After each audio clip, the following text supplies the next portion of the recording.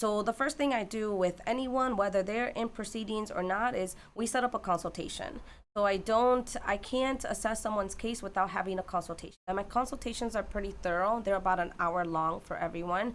I feel like 30 minutes, it's not enough time. So I Right. usually spend an hour to make sure I go through their immigration history.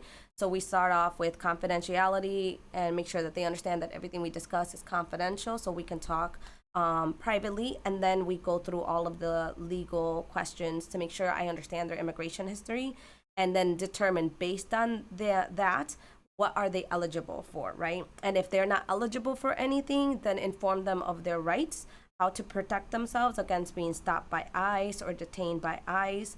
Unfortunately, if they're not eligible for any type of relief, for any type of petition to gain lawful status, there's not much then I could do other than inform them of their rights to protect themselves. And then if, God forbid, they do end up being picked up by ICE or are detained, then they call me and then I can represent them in court. But I can't do anything other than help them gain lawful status to prevent the deportation, right? And if they're not eligible, then I can't do that. So, but I could certainly defend them in deportation court because there are also other petitions that are available that are not available outside of deportation court. So sometimes people gain their lawful status in deportation because there's other petitions available as options for them based on how long they've been here, et cetera, and different things. And so I will also tell a person, just because I'm telling you right now that you're not eligible for anything, it doesn't mean that when you do get stopped by ICE, you think you don't have options. There are still options in courts that are not available outside of court. So still contact an attorney and be represented and put up a defense because you can have options in deportation court then too. So, and then I also let them know, to consult with an attorney every so often if unfortunately right now they're not eligible.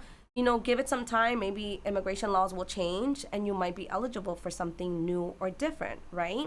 And so not to think that they don't have any more options. And when I do tell them that they're not eligible, I take my time to explain why not, right? Many times attorneys will just say, no, you're not eligible. And then that's it, bye. And They the don't person, know then there could be another option. well, they don't know why not, and then they think that maybe there is. That attorney just probably didn't know. So then if they're they fishing just explain around. it to them, be like, okay, you're not eligible. Really, there's no ground or path on which we can take that would be legal, and you don't really have any legal options. So this is kind of where you're at. Right. And they don't know why. So they're thinking, let me ask around. That attorney's not correct. I should talk to other ones, but no.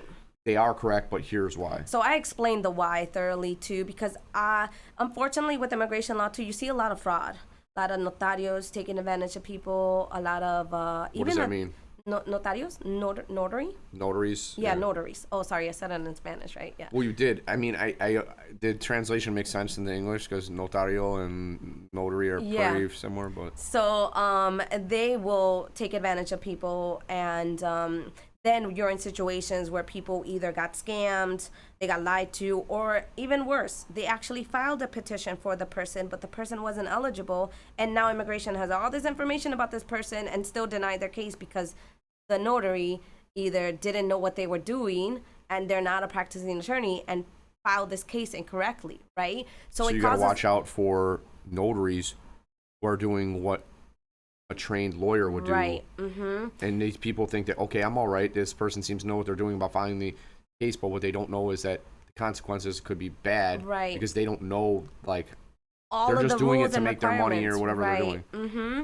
So some won't do anything for them and just take their money. Some will and do it incorrectly. So you really need to speak with an immigration attorney who has been doing this, who has the experience and the knowledge about it, and not just any attorney either, because other attorneys practicing in other areas may not have a good understanding about immigration law in particular. So be careful about that too. Make sure that the attorney you're working with does practice in immigration law.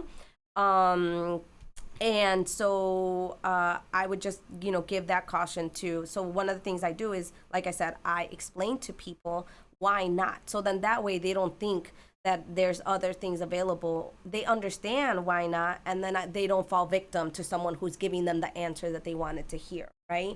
And I will tell them, before we end the call, I try to make sure that they did understand why not? And then I'll let them know. If you do get another opinion, which I encourage you to get another opinion, you never know, said just make sure to ask these questions. And if the person can address these issues that you have, then don't trust that person. And I try to kind of get that point across.